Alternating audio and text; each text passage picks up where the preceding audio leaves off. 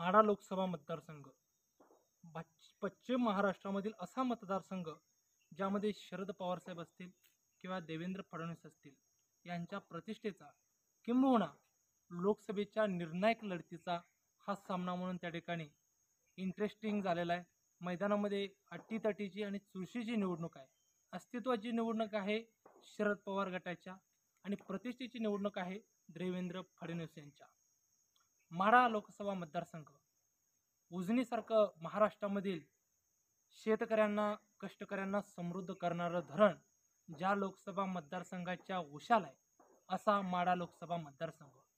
करमाळा असेल, करमाळ्याचा अंदरसोल हा भाग असेल ज्या ठिकाणी बॅकवॉटर येतं, बिटरगावसारखा भाग असेल ज्या ठिकाणी कंदरसारखा भाग असेल ज्या ठिकाणी बॅकवॉटर आहे, त्याचबरोबर उजनीचं प्रमुख पाणी आहे, त्या पाण्यानं करमाळा असेल, माढा असेल, पंढरपूर असेल किंबहुना माढा माळशिरस असेल या ठिकाणचा शेतकरी सुजलाम सुफलाम झालेला आहे। यशवंतराव चव्हाण यांनी कोणत्याही प्रकारच्या त्या ठिकाणी तमा न बाळगता त्यावेळेस तत्कालीन दूरदृष्टी दाखवली आणि उजनीसारखं धरण त्या ठिकाणी निर्माण केलं। धरणाच्या काठाला ऊस, फळबागा, द्राक्षी, केळी यांसारख्या फळायती बागा त्या ठिकाणी जोर धरू लागल्या।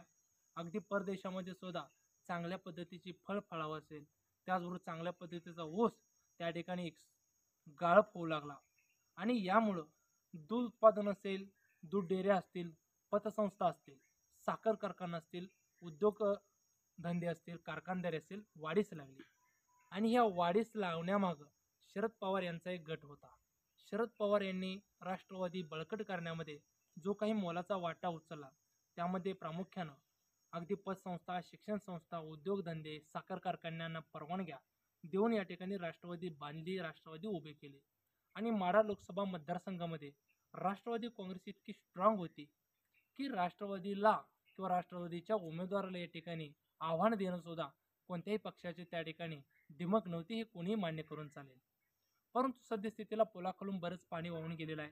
राष्ट्रवादीतून अजितदादा पवार बाहेर पडले आणि अजितदादा बरोबर माढा लोकसभा मतदारसंघातील बहुसंख्य नेतेगण किंवा पदाधिकारी त्या ठिकाणी गेलेले आहेत। माढा लोकसभा मतदारसंघामध्ये बहुतांश साखर कारखानदार लोक येथील राजकारणामध्ये आहेत किंवा अजित पवार गटामध्ये त्या ठिकाणी ते काम करत असतात। अगदी पंढरपूरमध्येच पाहायचं झालं, पंढरपूरचा खाईचा भाग जो की माढा विधानसभेला जोडलेला आहे, त्या ठिकाणी 2-3 साखर कारखाने आहेत। माढ्यामध्ये दस्तूरखुद्द आमदार बबनदादा शिंदे यांचे 2 कारखाने आहेत। त्याचबरोबर अगदी माळशिरस असेल, त्याचबरोबर पंढरपूरच्या काही भागातील जे की माढ्याला जोडलेले त्या ठिकाणचा भाग असेल, अशा पद्धतीनं मोठा भाग असल्यामुळं या ठिकाणी पैशाची किंवा आर्थिक रसद मोठ्या प्रमाणामध्ये असल्यानं या ठिकाणी निवडणूक जिंकणं तितकंसं शक्य नव्हतं। परंतु देवेंद्र फडणवीस यांनी गेल्या 10 वर्षामध्ये या ठिकाणी लक्ष घालून या ठिकाणी लोकसभा मतदारसंघामध्ये आपल्या नेत्यांना, आपल्या लोकांना त्या ठिकाणी बळकटी देण्याचं काम केलेलं आहे। आणि त्याच्यातूनच रणजितसिंह नाईक निंबाळकर 2019च्या निवडणुकीमध्ये निवडून अगदी दिल्लीमध्ये गेले। परंतु 2024च्या निवडणुकीमध्ये मात्र मोहित्यांना सुद्धा बाजूला सारून मोहित्यांसोबत सुद्धा त्या ठिकाणी वैर पोकारून देवेंद्र फडणवीस यांनी पुन्हा एकदा रणजितसिंह नाईक निंबाळकर यांच्यावरती विश्वास दाखवला आणि यावेळेस मात्र रणजितसिंह नाईक निंबाळकर यांच्या विरोधामध्ये बंड पोकारून शरद पवार यांच्या गटामध्ये सामील झालेले धैर्यशील मोहिते पाटील हे त्यांच्यासमोरचं आव्हान आहे। खरं तर त्या ठिकाणी धैर्यशील मोहिते पाटील यांना मानणारा जिल्हाभर एक मोठ्या प्रमाणामध्ये वर्ग होता, परंतु या ठिकाणी धैर्यशील मोहिते पाटीलांना सहानुभूती मिळते आहे अशी नुसती चुनचुन देवेंद्र फडणवीसांना ऐकू येताच त्यांनी अशा पद्धतीने या ठिकाणी चेकमेटचा डाव टाकला की तो डाव कशा पद्धतीने टाकला हे आजपर्यंत गेल्या 4 दिवसामध्ये कोणालाही कळेनासं झालेलं आहे। दस्तूरखुद्द पंतप्रधान नरेंद्र मोदी यांची सभा सोलापूर जिल्ह्यामध्ये फडणवीस यांनी लावली। माळशिरसच्या सभेमध्ये ज्या ठिकाणी माळशिरस म्हणजे मोहिते पाटलांचं होम पेज, त्या ठिकाणी नरेंद्र मोदीजींची जी सभा झाली त्या सभेमध्ये त्यांनी धनगर समूह झाला जो की माढा लोकसभेमधला निर्णायक वोटिंगचा त्या ठिकाणी एक समाज मानला जातो, त्या धनगर समाजाप्रती त्यांनी जो काही घोंगडी आणि त्या ठिकाणी पिवळा फेटा बांधून जे भाषण केलं ते धनगर समाजाप्रती कृतज्ञता व्यक्त करणारं भाषण होतं। बाळूमामाच्या नावानं चांगलं असेल, येळकोट येळकोट जय मल्हार असेल, या घोषणा त्या ठिकाणी दुमदुमून निघत होत्या आणि त्यामुळे त्यांनी धनगर समाजाला आपलंसं करण्याचा प्रयत्न सुद्धा त्या ठिकाणी केलेला आहे। दुसऱ्याच बाजूला अगदी कालपर्यंत शरद पवार गटामध्ये असलेले पंढरपूरचे मातब्बर नेते आर्थिक असेल त्याचबरोबर राजकीय ताकद असलेले नेते उद्योजक अभिजित पाटील यांचा सुद्धा त्या ठिकाणी पाठिंबा देवेंद्र फडणवीस यांनी आपल्या बाजूने वळवून घेतलेला आहे. कारखानदारीला येणाऱ्या अडचणीला आपण मदत करू, तुम्ही मात्र आम्हाला निवडणुकीमध्ये या, मदत करा, अशा पद्धतीचं आव्हान देवेंद्र फडणवीस यांनी करताच त्या ठिकाणी अभिजित पाटील यांनी सुद्धा त्यांना मदत करण्याचा त्या ठिकाणी शब्द दिलेला आहे. पंढरपूरमधील भाग असेल त्याचबरोबर माढा असेल, माढ्यामधील जवळजवळ कल्याणराव काळे असतील, बबनदादा शिंदे असतील, संजय मामा शिंदे असतील, जे की अजित पवार गटाचे आहेत, हे तिन्ही मोठे नेते, बलाढ्य नेते त्या ठिकाणी यांनी सुद्धा अजित पवार गटाच्या माध्यमातून महायुतीला प्रचार करण्यास त्या ठिकाणी सहमती दर्शवली आहे. सांगोल्यामध्ये ज्या ठिकाणी शिवसेनेचे मातबर नेते शहाजीबापू पाटील हे सुद्धा सध्या महायुतीमध्ये रणजित नाईक निंबाळकर यांच्या पाठीशी ठाम उभे आहेत, दीपक आबा साळुंखे असतील.